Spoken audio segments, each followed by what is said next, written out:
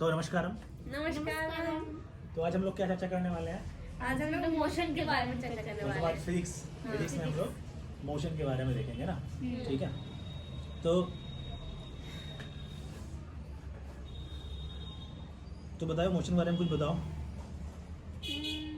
तो मोशन में हम शुरुआत कहाँ से कर रहे हैं? हमारे पास पहला पॉइंट क्या है? पहला पॉइंट तो मोशन क्या होता है, क्या है, अच्छा, पहले हम लोग जानेंगे कि मोशन हम किसे कहते हैं। तो आपका डेफिनेशन क्या बोल रहा है मोशन के बारे में? डेफिनेशन बताओ, आप जो डेफिनेशन आप लिखे हो अपने नोट्स हाँ, पे। तो लिखा है कि an object to be in motion when its position changes with time. तो इसका मतलब क्या है कि कोई भी एक ऑब्जेक्ट जो है वो मतलब एक निर्दिष्ट समय से जितना दूर जा रहा है या फिर मतलब अपनी पोजीशन चेंज कर रहा है, उसी को हम लोग मोशन कहते हैं। मेन यहाँ पे बात है कि समय के साथ साथ उसका पोजीशन हमेशा फिक्स नहीं है। समय के रेस्पेक्ट में उसका पोजीशन क्या हो रहा है? बदलता जा रहा है। ठीक है, तो टाइम के रेस्पेक्ट में है ना, टाइम के में उसका जो पोजीशन है, उसका जो पोजीशन है वो क्या हो रहा है? चेंज हो रहा है। अब पोजीशन चेंज हो रहा है, ठीक है। अब मैं तुम लोगों को थोड़ा सा कंफ्यूज करने वाला हूँ, थोड़ा सुनना है, इसको समझना, कि फिर तुम बोलोगे कि तब मैं तुमको कंफ्यूज करके ये बताऊंगा कि क्या इन सब का मतलब बनेगा। ठीक है, सपोज करो तुम और तुम्हारा दोस्त, तुम ए वाले बस में हो, ए नामक बस में तुम हो, और तुम्हारे एकदम जस्ट पैरेलल में तुम्हारा बी वाला दोस्त भी उसी दूसरे बस में है, एकदम जस्ट पैरेलल में, और तुम्हारा तीसरा दोस्त जो सी है वो ए के साथ बैठा है, और जो डी है वो बी के साथ बैठा है। ठीक, दोनों ही गाड़ियां रास्ते पे एक साथ जा रही हैं। हाइपोथेटिकल है, ये रियलिटी नहीं हो सकता। दोनों ही गाड़ियां एक साथ जा रही हैं, एक ही स्पीड से जा रही हैं, ऐसे जा रही हैं कि ए हमेशा बी के सामने पड़ रहा है और सी हमेशा डी के सामने पड़ रहा है। सामने मतलब क्या? खिड़की के आमने सामने है ना, क्योंकि दो अलग अलग गाड़ियों में है। ठीक है, अब तुम चलो बताओ, दोनों का स्पीड सेम है। एक आदमी रोड पे खड़ा है, एक आदमी कहाँ पे खड़ा है? रोड पर तो उसको अपन मान लेते ई। ई जो है वो रोड पे खड़ा है। टी समय के बाद, ध्यान सुनना, टी समय के बाद गाड़ी कहीं ना कहीं थोड़ी सी दूर चली जा चुकी होगी। मैं फिर से इस फिगर को बनाऊंगा वहां पे, लेकिन जब मैं फिगर को बनाऊंगा तो भी ए के सामने कौन आएगा? डी। और सी के सामने कौन आएगा? डी, क्योंकि ये समान समय में समान दूरी तय कर रही है, क्योंकि दोनों का स्पीड सेम है। Hypothetical condition. ठीक है, ओके, चलो, समय के साथ पोजीशन चेंज हो, क्या सी वाला बोल सकता है कि समय के साथ ए का पोजीशन बदल रहा है? क्या सी वाला ए को देख के बोल सकता है कि अरे ए तुम्हारा पोजीशन बदल रहा है? दोनों एक ही बस में बैठे हुए हैं, सी का सीट एक जगह है, ए का सीट एक जगह है, क्या उनका पोजीशन आपस में बदल रहा है समय के साथ? नहीं। ठीक है, अब ध्यान से बताना, क्या डी वाला बोल सकता है कि बी का पोजीशन बदल रहा है? दोनों एक ही बस में है, एक साथ है, नहीं बदल रहा है। ठीक है, क्या बी वाला ए को देख के बोलेगा कि पोजीशन बदल रहा है कि नहीं बदल रहा है? नहीं, क्योंकि दोनों एक ही स्पीड से पैरेलल मोशन कर रहे हैं, तो भी एक दूसरे का पोजीशन नहीं बदल रहा है। और कौन बोलेगा? डी वाला बोलेगा, सी से बोलेगा कि क्या तुम्हारा पोजीशन बदल रहा है? तो नहीं बदल रहा। तो अब बताओ, मोशन तो हो रहा है, मोशन तो सबका हो रहा है, ए भी चल रहा है, सी भी चल रहा है, बी भी चल रहा है, डी भी चल रहा है, लेकिन क्यों नहीं पता चल रहा है एक दूसरे को? चलो ठीक है, अब इसको, इस पॉइंट को यहाँ पे छोड़ते हैं। ठीक है, अब बात करते हैं ई वाले को लेके। ई वाला बोल रहा था, अच्छा अभी तो बस यहाँ पे था, टी समय बाद बस वहां चला गया है। अब वो सबको देख रहा है कि चाहे ए हो, बी हो, सी हो, डी हो, सभी क्या हो रहा है? मूव कर रहे हैं। वो बोल सकता है, ई बोल रहा है कि अरे सबके सब किसमें है? मोशन में है। क्या हो रहा है? तो ई वाला के लिए ये डेफिनेशन सही है कि टाइम के रिस्पेक्ट में ए बी सी डी सभी का पोजीशन क्या हो रहा है? चेंज हो रहा है। लेकिन इन लोगों के रिस्पेक्ट में, सी का रिस्पेक्ट ए में, डी का रिस्पेक्ट बी में, ए का बी में, सी का डी में, इन सब के रिस्पेक्ट में पोजीशन समय के साथ नहीं बदल रहा है। तो ये बोलेंगे कि हम लोग मोशन में नहीं हैं। लेकिन क्या बात सही है? सही नहीं है। इस कंफ्यूजन को दूर करने के लिए हमारे पास नेक्स्ट पॉइंट है Origin. ऑरिजिन या रेफरेंस। point. हम लोग एक रेफरेंस Reference लेंगे। अब खुद सोचो, अब ध्यान सुनो, इसी चीज को मैं अगर रेफरेंस से बताता कि ए सी बी डी सब अभी रेफरेंस के अकॉर्डिंग, रेफरेंस हम लोग क्या होता है, 3 एक्सिस एक्स वाई जेड, क्या होता है X, Y, Z. Y Z. Z, ठीक है। तो इसको हम लोग रेफरेंस मान लिए हैं। तो इस रेफरेंस के अकॉर्डिंग अभी बस की पोजीशन ये है ना, और टी समय के बाद इसकी पोजीशन कुछ अलग है, इसका एक्स वाई जेड अलग होगा ना। जो पहले बस की पोजीशन है, अलग अलग बस की अलग पोजीशन होगी, ठीक, और बाद में इनका एक्स वाई जेड क्या हो जाएगा, अलग हो जाएगा। It become X dash Y dash and the Z dash. तो क्या समय के साथ पोजीशन बदला? अब ये भी बोल सकते हैं कि यार एबीसीडी खुद बोल रहे हैं, अरे यार हम लोग का ना कोऑर्डिनेशन में पहले हम लोग इस कोऑर्डिनेट पे थे, हमारा एक्स वाई जेड ये था, टी समय बाद हमारा एक्स वाई जेड ये हो गया, इसका मतलब हम लोग मोशन कर रहे हैं, है ना। अब फिजिक्स के अकॉर्डिंग ये भी बोल सकते हैं कि हम मोशन में हैं। तो ये महत्व है। मैं इस दोनों एग्जाम्पलों क्यों लिया, क्योंकि टाइम के रिस्पेक्ट में पोजीशन चेंज मोशन होते हुए भी लगेगा कि नहीं हो रहा है। तो इसीलिए हम लोग को क्या लेना पड़ेगा, Reference point. रेफरेंस पॉइंट लेना पड़ेगा, रेफरेंस लेना पड़ेगा, और इसे हम लोग बोलते हैं फ्रेम ऑफ रेफरेंस। क्या बोलते हैं, Frame of reference. Frame of Reference. Reference, ठीक है।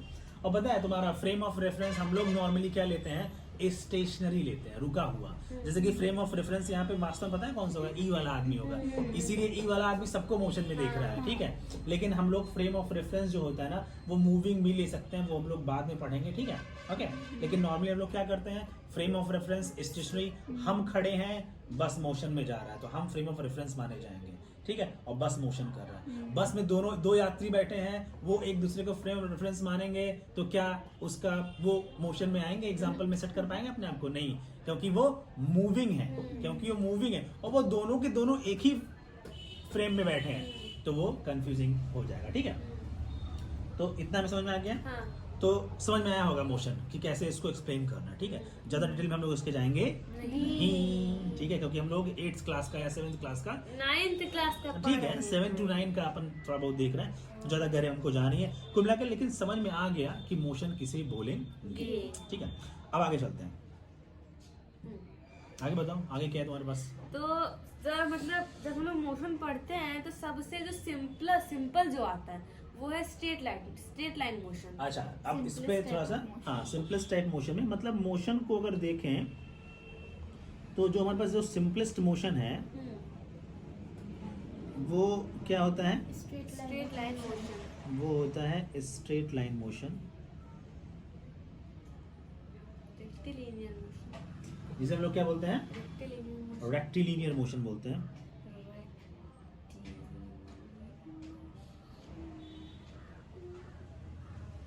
ओके, अच्छा, अब इसका मतलब है मोशन सिंपलेस्ट है, स्ट्रेट लाइन मोशन है, तो थोड़ा सा इसको मैं एक्सप्लेन करना चाहूँगा, ठीक है, कि यहाँ पे जो पोजीशन में बदलाहट होगी वो सिर्फ 1D में होगी, वो सिर्फ किस में होगी, 1D। 1 डायमेंशन में होगी, ठीक है, सिर्फ एक ही कोऑर्डिनेट समय के साथ बदलेगा, ठीक है। जैसे कि मैंने बोला था कि अपने पास कितने कोऑर्डिनेट्स हैं, 3 कोऑर्डिनेट्स है ना, एक्स वाई और जेड है, ठीक है।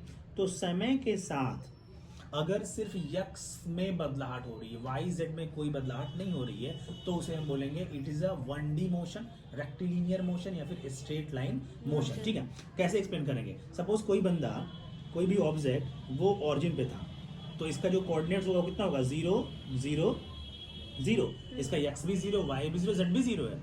टी समय के बाद, आफ्टर टी टाइम, वह पहुंच गया x1 पे। x1 पे पहुंचने पे क्या वाई में कुछ मोशन हुआ है, नहीं, तो वाई पे कितना है, भी 0 है, जेड पे कितना है, 0 है, तो देख रहा है। तो इसका मतलब है बॉडी रेस्ट में, मतलब स्टार्टिंग में या रेस्ट में या पोजीशन 1 में कहाँ पे थी, 0 0 0 पे थी। टाइम टी के बाद उसका कोऑर्डिनेट्स कितना हो गया, x1 0 0। खुद सोच के बताओ कि ये सिर्फ किधर मोशन की है, सिर्फ x डायमेंशन या x डायरेक्शन में मोशन की है, इसीलिए इस टाइप के मोशन को क्या बोलेंगे, 1D मोशन बोलेंगे। यहीं पे मैं तुमको एक्सप्लेन करना चाह रहा हूँ 2D मोशन और 3D motion. Suppose 2D motion में क्या होगा, मैं फिर से अपने कोऑर्डिनेट्स बना लूं, ठीक है, तो कोऑर्डिनेट्स बनाने के बाद मैंने बोला कि स्टार्टिंग में बंदा कहाँ पे है, फिर से वही 0 0 मानूंगा, है ना। मतलब इसका x भी 0, y भी 0, z भी 0, मतलब ऑरिजिन पे बैठा हुआ है। लेकिन t समय बाद जब इसको मैं देखा ना तो इसका पोजीशन कहीं यहाँ पे है, इसका पोजीशन यहाँ पे, मतलब है कि ये इसने x डायरेक्शन में भी कुछ मोशन किया है और y डायरेक्शन में मोशन किया है, लेकिन इसका जो z है वो 0 है। तो बताओ इसने x और y में मोशन किया है t समय के बाद, घटना ये हो रही है। तो इस टाइप के मोशन को हम लोग क्या बोलेंगे, 2D मोशन। 2D मोशन में एक बहुत ही अच्छा एग्जांपल हमारे पास आता है प्रोजेक्टाइल मोशन। क्या आता है, प्रोजेक्टाइल मोशन। Projectile motion. और हम लोग इसके बारे में बहुत ही अच्छे से अध्ययन करेंगे। प्रोजेक्टाइल मोशन का मैं कुछ एग्जांपल बताना चाह रहा हूँ। जैसे हम लोग फुटबॉल खेलते हैं, किक मारते हैं, अगर फुटबॉल को धक्का सिर्फ मार दें और वो सिर्फ जमीन पे लुढ़कता हुआ स्टेडियम में चला जाए तो ये 1D मोशन होगा। और उसी फुटबॉल को अगर मैं हवा में किक मारूं तो देखो वो वर्टिकल में भी कुछ मोशन कर रहा है और हॉरिजॉन्टल में भी आगे जा रहा है। इसमें 2 टाइप के मोशन, इसमें 2D मोशन। ठीक है, इतना हो गया। इसी तरीके से खुद तुम बता सकते हो, अगर स्टार्टिंग में, जैसे कि मैंने फिर से लिख ही देता हूँ ना, स्टार्टिंग में ये 0 0 0 पोजीशन पे है, टी टाइम के बाद इसके तीनों कोऑर्डिनेट्स मोशन, तीनों कोऑर्डिनेट चेंज हो रहे हैं। मतलब तीनों कोऑर्डिनेट, मतलब अब 3D दिखा नहीं सकता क्योंकि मेरा पेपर कैसा है, 2D है। मेरा जो ब्लैक बोर्ड है या व्हाइट बोर्ड है एक्चुअली यहाँ पे है, वो कैसा है, 2D है। तो 3D में इमेजिन करना पड़ेगा। ठीक है, एक्स में भी चल रहा है, वाई में चल रहा है, जेड में भी चल रहा है। जैसे कि काइट, जब हम लोग काइट उड़ाते हैं, पतंग उड़ाते हैं, तो आगे भी जा रहा है, वाई में भी जा रहा है, जेड में भी, तीनों मतलब 3 डायमेंशन में जा रहा है। और 3 डायमेंशन अगर तुम्हें सोचना हो ना तो तुम अपने दीवार के कोने, अपने जो दीवार है या अपना जो घर है उसके किसी भी कॉर्नर को सोच सकते हो। उस कॉर्नर पे 3 लाइन मिल रही है, उस कॉर्नर पे 3 लाइन मिल रही है, वही तीनों लाइन तुम्हारी एक्स वाई जेड है और जो कि एक दूसरे के परपेंडिकुलर है। ठीक है, तो वो तुम्हारा जो होता है, और हवा में कोई भी चीज मोशन करेगा तो वो एक्स में बदलेगा, वाई में बदलेगा, जेड में बदलेगा। ठीक है, इस टाइप के मोशन को हम लोग क्या बोलते हैं, 3D मोशन, 3D मोशन या 3 dimensional motion, 2 dimensional motion, 1 dimensional motion. ठीक है, तो शायद हम लोग समझ पा रहे हैं अपनी सारी बातें। ठीक है, ओके। तो हम इसका मतलब है इन तीनों में से मेन अपनी जो चर्चा रखेंगे वो कहाँ पे रखेंगे, 1 डायमेंशनल मोशन पे रखेंगे। ठीक है, अगला बताइए क्या है हमारे पास, मैग्नीट्यूड दिया गया अगला पॉइंट। What is magnitude. जब हम लोग किसी भी मतलब फिजिकल क्वांटिटी को मतलब न्यूमेरिकल में उसे दर्शाते हैं, जैसे व्यक्त करते हैं उसे, तो उसे हम लोग मैग्नीट्यूड बोलते हैं। अच्छा, तो ठीक है, तो इसका मतलब है, मैं अब इसको थोड़ा सा एलोबोरेट करता हूँ। हमारे पास जो फिजिकल क्वांटिटीज है, ठीक है, ध्यान सुनना, हमारे पास जो फिजिकल क्वांटिटीज है, कुछ एग्जाम्पल बताओ। 2 होते हैं, वेक्टर क्वांटिटी होता है, स्केलर हाँ, फिजिकल क्वांटिटी का क्लासिफिकेशन है। तो फिजिकल क्वांटिटीज है उसको अपन डिवाइड किए हैं किस रूप में, 2, एक वेक्टर के रूप में, एक स्केलर क्वांटिटी में। तो किसी भी फिजिकल क्वांटिटी को डिफाइन करने के लिए या तो, ध्यान सुनना, या तो सिर्फ मैग्नीट्यूड की आवश्यकता पड़ती है, या मैग्नीट्यूड के साथ साथ डायरेक्शन की भी आवश्यकता पड़ती है। ठीक है, मैग्नीट्यूड के साथ साथ डायरेक्शन की भी आवश्यकता पड़ती है। तो यही व्हाट इज मैग्नीट्यूड, जो उसका न्यूमेरिकल वैल्यू है। आटा खरीदने गया था मैं, 5 किलो आटा लेके आया, तो 5 उसका मैग्नीट्यूड है, और किलोग्राम जो है वो उसका क्या है, यूनिट है। ठीक है, तो 5 किलोग्राम, इन लोगों को मक्खी को परेशान कर रहे हैं, लोग मक्खी से लड़ाई नहीं कर पा रहे हैं, एक मक्खी इन लोगों को बम कर दिया है। ठीक है, तो बस में आया, व्हाट इज मैग्नीट्यूड, न्यूमेरिकल, ये लोग घंटोरी लग रहा है। ठीक है, तो समझ आ रहा है ना। हाँ। तो डायरेक्शन वाली बात कहाँ समझा पाऊंगा मैं, हाँ समझा पाऊंगा। मैं 5 न्यूटन का फोर्स पूरब की तरफ लगाया, मैंने 5 न्यूटन का फोर्स दक्षिण की तरफ लगाया। मेरा घर 2 किलोमीटर साउथ की तरफ है, कहाँ, मेरा घर 2 किलोमीटर साउथ की तरफ है स्टेशन से, रेलवे स्टेशन से।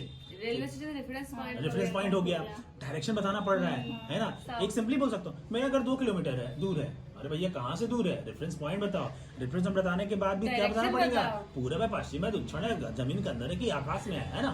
तो इसका मतलब है डिस्टेंस भी 2 टाइप से होता होगा कि बताने का तरीका। एक है कि सिर्फ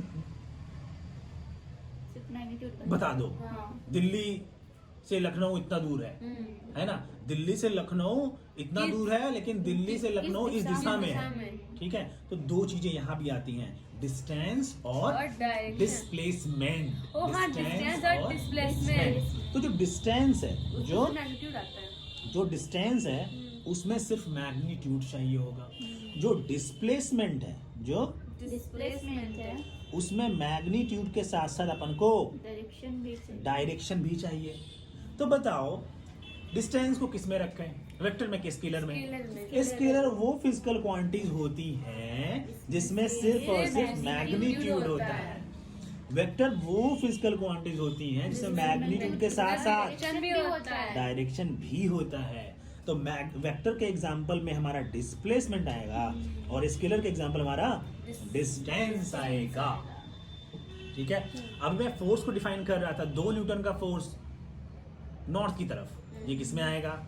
ये आएगा ये displacement vector quantity. Vector quantities में आएगा। 2 किलोग्राम गेहूं दे दो, स्केलर क्वांटिटी। स्केलर क्वांटिटी में कोई डायरेक्शन बताने की जरूरत नहीं है ना। 10 सेकंड 20 सेकंड ये का सब टाइम, स्केलर क्वांटिटी। सब स्केलर क्वांटिटी न्यूमेरिकल वैल्यू से आ रही है। न्यूमेरिकल वैल्यू है, ठीक है। डायरेक्शन की कोई आवश्यकता नहीं नहीं है। है। तो हम लोग थोड़ा बहुत अभी समझ पाए हैं कि फिजिकल क्वांटिटी 2 टाइप की होती हैं, एक वेक्टर एक स्केलर। वेक्टर में मैग्नीट्यूड डायरेक्शन भी चाहिए, स्केलर में सिर्फ मैग्नीट्यूड चाहिए। कुछ एग्जांपल हम लोग देख चुके हैं अच्छे से, आई थिंक बेस समझ में आ गया है। इसके ऊपर हम लोग अपना बिल्डिंग तैयार करेंगे, ठीक है। तो अभी हमारे पास तुमने बताया मैग्नीट्यूड के बारे में, लेकिन हम लोगों के साथ में डायरेक्शन भी देख लिया कि फिजिकल क्वांटिटीज में कहीं कहीं डायरेक्शन की भी आवश्यकता है। तो 2 चीजें हम लोग समझे, मैग्नीट्यूड एंड डायरेक्शन, उसके कुछ एग्जांपल देंगे, ठीक है। अगला तुम्हारे पास पॉइंट क्या है? अगला डिस्प्लेसमेंट। अच्छा, अब तुम लोग 2 फिजिकल क्वांटिटीज के बारे में बात करोगे, पहले डिस्टेंस और डिस्प्लेसमेंट के बारे में ना, ठीक है। उसमें पहला तुमने क्या बोला है? तो नहीं, डिस्प्लेसमेंट। हम लोग दोनों को साथ में चर्चा करेंगे क्योंकि वो तुलनात्मक अध्ययन करना ज्यादा सही रहेगा, ठीक है। तो डिस्टेंस और डिस्प्लेसमेंट, इसकी लड़ाई किससे है? डिस्प्लेसमेंट के साथ। डिस्प्लेसमेंट, ठीक है। तो चलो डिफाइन करो, तुम कौन डिफाइन कर रहा है इसको? डिस्प्लेसमेंट जो होता है कि अरे उसको ही भाई बोलने दोगे, वो तो हमेशा कैमरे में बस बैठ ही रहता है। बता भाई।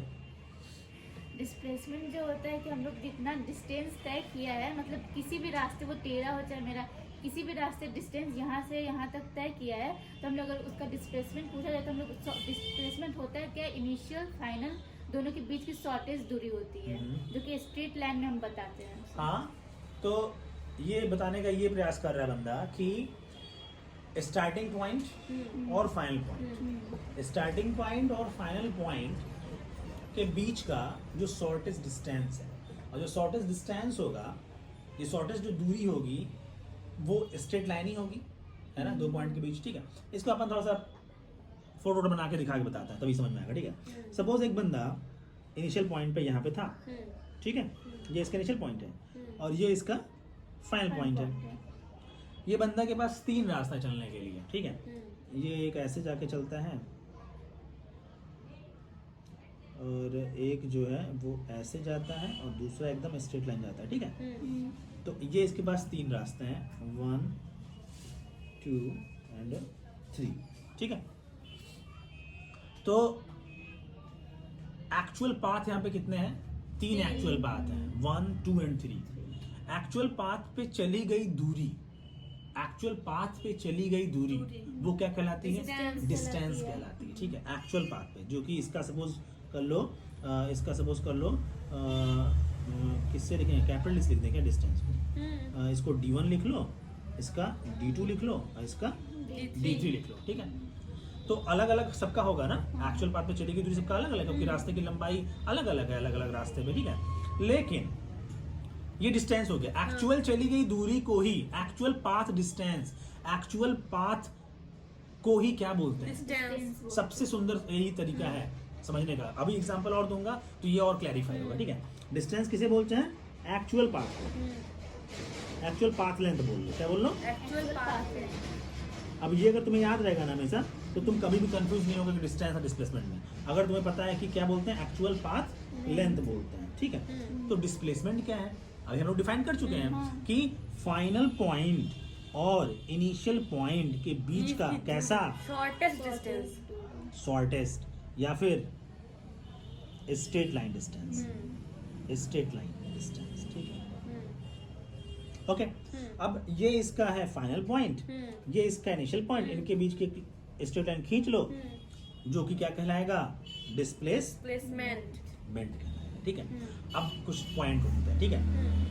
D1 पे अगर चला है बंदा तो उसका पाथ लेंथ कितना होगा, उसका पाथ लेंथ D1 होगा, हाँ। तो डिस्टेंस कितना हो गया, D1। डिस्प्लेसमेंट कितना होगा। अब इस डिस्प्लेसमेंट को मैं लाल वाले को लिखता हूँ D, स्मॉल d से, स्मॉल d। सही चलेगा ना।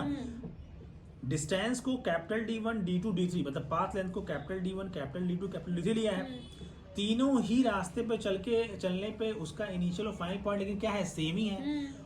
तो सेम है, तो तीनों ही पाथ से चलने के बाद भी फाइनल और इनिशियल बीच के पॉइंट का शॉर्टेस्ट डिस्टेंस या स्ट्रेट डिस्टेंस सेम ही होगा ना, जिसको मैंने स्मॉल d मान रखा है। तो D1 पाथ से चलने पे उसका डिस्प्लेसमेंट कितना हुआ, स्मॉल d।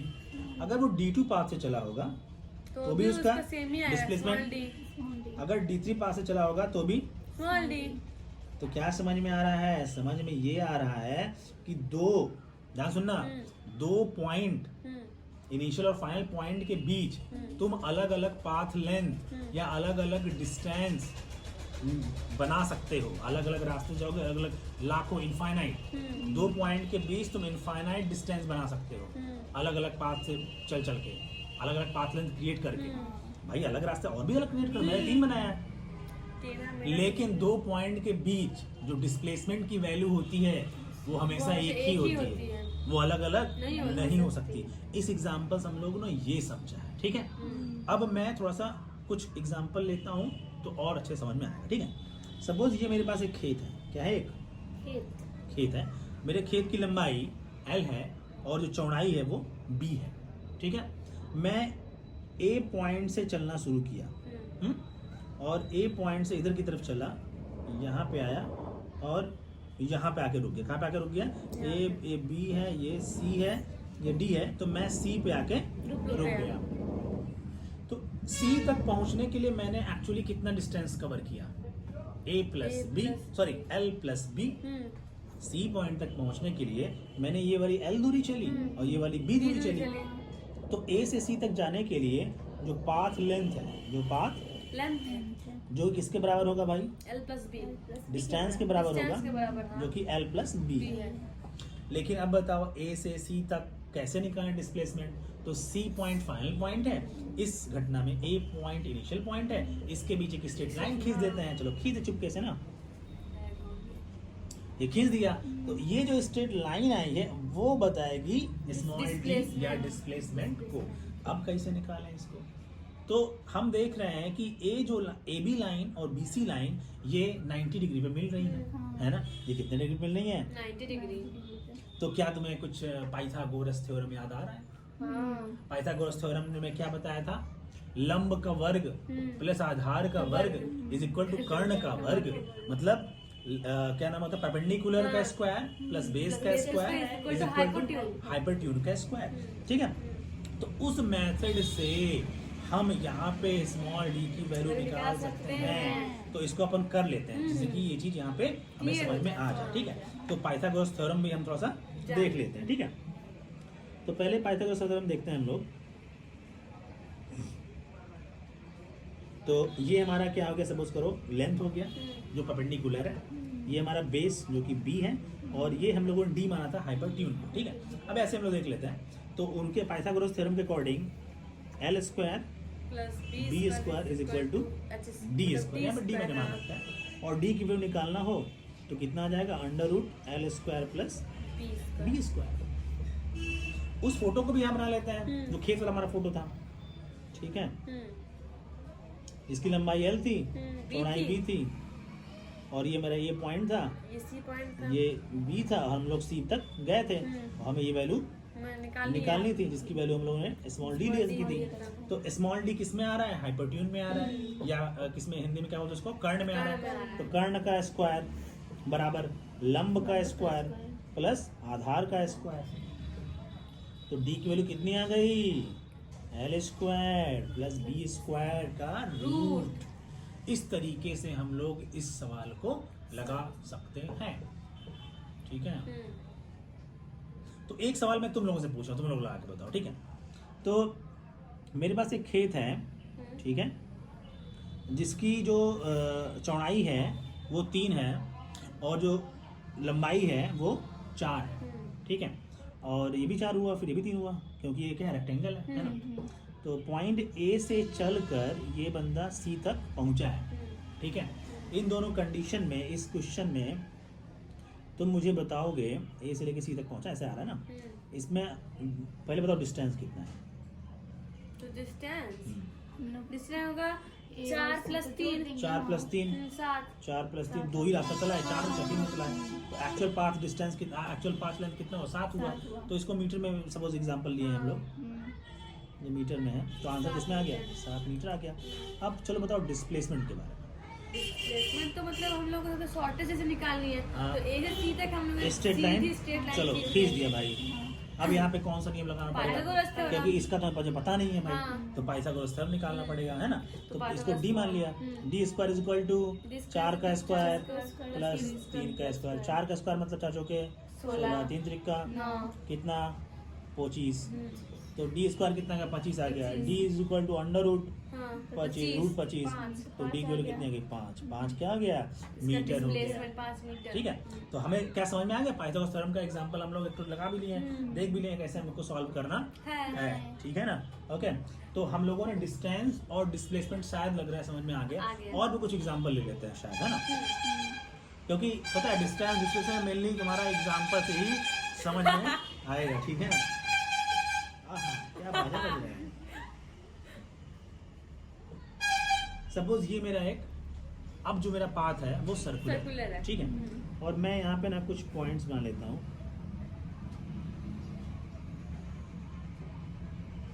ये ए पॉइंट है, ये बी पॉइंट है, सी ये क्या हो गया भाई, सी पॉइंट है ये, और ये डी पॉइंट, ठीक है।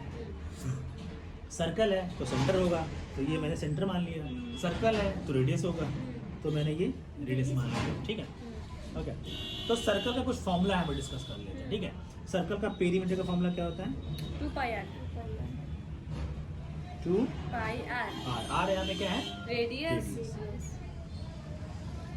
पाई की वैल्यू कितनी होती है, 7.14। 22/7 3.14। 22/7 होता है या 3.14 होता है, 2 एक न्यूमेरिकल वैल्यू है, ये पेरीमीटर का हो गया।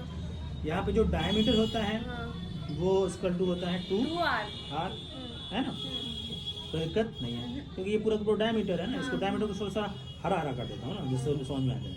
ये हरा वाला हमारा क्या है, डायमीटर है। तो एक डायमीटर में कितना बार r आएगा, 2 बार आएगा। तो r + r = कितना, 2r। अगर रेडियस निकालनी हो तो डायमीटर का क्या कर देना है, बोल भाई, आधा कर देना, भाग करेगा, किससे भाग करेगा, 2 से आधा करेगा ना, ठीक है। तो मुझे लग रहा है कि अब कुछ नहीं है इसमें, अब इस पे डिस्टेंस और डिस्प्लेसमेंट को देखते हैं, लाते हैं, ठीक है। अब किट्टू का बारी है भैया, है ना। किट्टू बताएगी कि ए से बंदा, अच्छा ये बी था भाई, ये क्या है, क्या लिख दिया भाई, ये सब क्या है, क्या गलतियां कर रहा।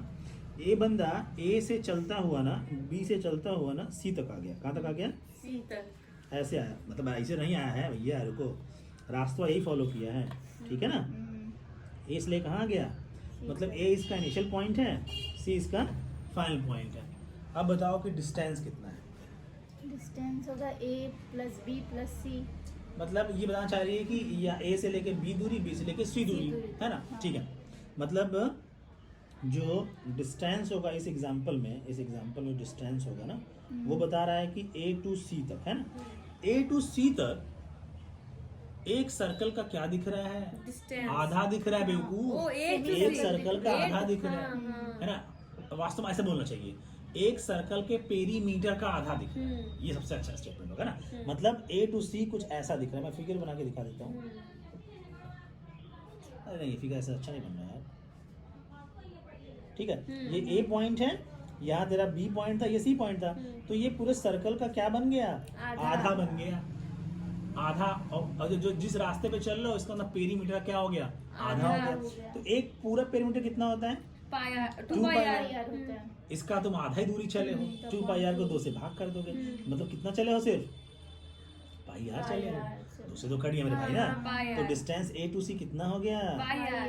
पाई आर। आर हो गया। स्मॉल आर था तो स्मॉल आर लिखूंगा मैं, पाई आर। आर हो गया। समझ में शायद आया होगा। हम्म, अब ए से सी तक smallest distance straight line distance को डिस्प्लेसमेंट बोलते हैं। लाइन यहाँ से अगर यहाँ मिला दोगे तुम लोग, हाँ, तो निकल आएगा। आर प्लस आर हाँ, 2r है ना। डायमीटर तो को बोलेंगे। इसका जो एग्जांपल का जो डिस्प्लेसमेंट है, जो डिस्प्लेसमेंट डिस्प्लेसमेंट है वो r plus R is equal to 2r, 2r, जो किसके बराबर है? डायमीटर के। डायमीटर के बराबर है। तो क्या ये सवाल कठिन है? नहीं है। अगर हमारा basic formula, basic concept clear है कि डिस्टेंस एक्चुअल पाथ को बोलते हैं, डिस्प्लेसमेंट फाइनल पोजीशन और इनिशियल पोजीशन के बीच के स्ट्रेट लाइन या शॉर्टेस्ट डिस्टेंस को बोलते हैं, तो अपन कभी भी गलती नहीं कर पाएंगे। फिर लेकिन हमको कहीं कहीं पाइथागोरस थ्योरम का यूज करना पड़ रहा है, कहीं कहीं सर्कल है तो सर्कल के फॉर्मूला का यूज करना पड़े, वो अलग बात है, वो मैथमेटिकल पार्ट आ गया। लेकिन फिजिक्स का जो डेफिनेशन अगर हमें समझ में आ गया कंसेप्ट, तो आई थिंक हमको क्लियर है दिमाग में कि डिस्टेंस क्या है और डिस्प्लेसमेंट क्या है। डिस्प्लेसमेंट क्या है। अब दूसरा एग्जांपल मैं लेके आ रहा हूँ, किसके लिए? आदि अतिथि के लिए, कि इसी फोटो में अगर ये बंदा अगर A से B से B से C से D पहुंच गया। कहाँ पहुंच गया इस बार? A से B, B से C और C से D। कुल मिला के इनिशियल पॉइंट इसका अब A A हो to गया D। और फाइनल पॉइंट D हो D गया। हो गया। अब बताओ क्या होगा? इसका डिस्टेंस जो होगा तो वो होगा A to B, A to B, B to C, C to D। अब थोड़ा सा कंफ्यूजन होता है, वो थोड़ा मैं दूर करने के बाद, ठीक है। एक सर्कल को मैं बांट देता हूँ 4 हिस्सों में, पहला हिस्सा, दूसरा हिस्सा, तीसरा हिस्सा, चौथा हिस्सा। तो अब सवाल आसान हो जाएगा कि जब A से ये D तक पहुंचा है ना, तो इसने 3 हिस्सा कवर किया है। 4 हिस्से का 3 हिस्सा इसने कवर कर लिया है। अगर मैं इस एक हिस्से का वैल्यू निकाल लूं, तो पूरा सर्कल का पेरीमीटर कितना होता है मेरे भाई? 2 पाई आर। इसको कितने हिस्से में बांटना है? 4। तो इस एक हिस्से की वैल्यू कितनी आ गई? 2 पाई आर बाई 4 अपान 4, ठीक है। 2 पाई आर बाई 4 ना, अपान 4 वही है भाई, सब सही है, ठीक है। ठीक है। तो अदिति के एग्जाम्पल में इसने ऐसे कितने हिस्से तय किए? 3 हिस्से तीन में। हिस्से। 2 पाई आर बाई 4 वाले कितने हिस्से तय किए? अगर एक हिस्से की दूरी कितना है? 2 पाई आर बाई 4 है, ऐसे 3 हिस्से की दूरी ज्यादा की कम? ज्यादा, गुना 2 पाई आर अपॉन 4 into 3। 3 2 एक कम 2 दूनी 4, कितना आएगा? 3 बाई 2 पाई आर। या इसको सिंपली हम लोग बोल सकते हैं 3/4 ऑफ 2 पाई आर, ऐसे भी ऑप्शन रहता है। हाँ। क्योंकि ये 4 हिस्से का कितना तीन हिस्सा ले लिया है? तीन 3 हिस्सा। हिस्सा। Out of 4 it cover 3 parts, तो it become 3/4 of what? Of whole, of total is 2 pi R. तो ऑप्शन में ना तुम्हारे सिंपली यही दिया रहता है 3/4 ऑफ 2 पाई आर। ये भी आंसर सही है। बस आंसर तो दोनों सेम ही है मेरे भाई, ठीक है ना। अब हमें क्या निकालना है? डिस्प्लेसमेंट के लिए क्या नियम हम लोगों ने रख रखा Final और है? initial straight points, line straight line। Distance. किस द स्ट्रेट डिस्टेंस? अब ये स्ट्रेट लाइन डिस्टेंस निकालने के लिए हम परेशान हैं कि अब हम नहीं, वो सिंपल पाइथागोरस कोई थ्योरम। नहीं। हाँ, परेशान किस लिए है? अच्छा, पाइथागोरस से निकालने के लिए ये रेडियस तो है ही हमारे हाँ, पास। ये भी चाहिए। हाँ। और हमें पता है कि ये दोनों क्या हैं? आर रेडियस है। हमें क्या निकालना है? Hypotenuse। स्मॉल डी निकालना है। क्या है? हम चुपके से छोटे से निकाल लें, निकाल लेते हैं। D square is equal to R square plus R square. तो D square is equal to R square plus 2r square. Square. D is equal to √2 R square. R square मतलब आर इंटू आर। ये square के बाहर आ सकता है, लेकिन 2 बेचारा अंदर रहेगा, तो कितना आ गया? r√2। ये किसकी वैल्यू हो गई? डिस्प्लेसमेंट की वैल्यू। डिस्प्लेसमेंट की वैल्यू, ये स्मॉल डी हम लोग क्या निकाला? डिस्प्लेसमेंट अदिति वाला। तो किट्टू वाला सवाल आसान क्यों था? क्योंकि वहां पे पाइथागोरस थ्योरम यूज नहीं करना पड़ा। डायरेक्ट जो डिस्प्लेसमेंट था वो क्या था? स्ट्रेट लाइन में डायमीटर स्ट्रेट लाइन था, मतलब से डायमीटर था, ठीक है। किट्टू का जो डिस्टेंस था वो कितना आया था? 2 पाई आर बाई 2 था। अब इस सवाल के लगाने के बाद क्या मैं किट्टू वाले सवाल के थोड़ा सा पीछे फिर से जा रहा हूँ वापस कि किट्टू के सवाल के अकॉर्डिंग किट्टू ने कितना तय किया था, क्या हिस्सा तय किया था? 2 हिस्सा किया था। तो क्या 2 मैं पाई आर को तो मैं इस डिस्टेंस को क्या 4 हिस्से का 2 हिस्से तय किया था इसने। अब पूरा हिस्सा कितना था? 2 पाई आर। तो क्या ऐसे लिख सकता हूँ? लिख सकता हूँ इस 2 से 2 दूनी 4 और 2 से 2 कटा, कितना आ गया उत्तर? पाई आर। पहले उत्तर कितना आया था? पाई आर। पहले उत्तर कितना आया था? पाई आर आएगा मेरे भाई। पाई 2 आर क्या बोल रहा है? ठीक है ना? अच्छा, तो कुल मिला के समझ में आ गया इस सवाल को क्या हम एलाबोरेट एक्सप्लेन कर पाए अच्छे से। तो इस सवाल से हम लोगों ने डिस्टेंस और डिस्प्लेसमेंट के एप्लीकेशन को कैसे लगाना है वो हम लोग सीख लिए हैं। और 35 मिनट का वीडियो बन गया है, तो इसलिए हम लोग यहाँ पे एंड करते हैं। तो नमस्कार। नमस्कार। नमस्कार।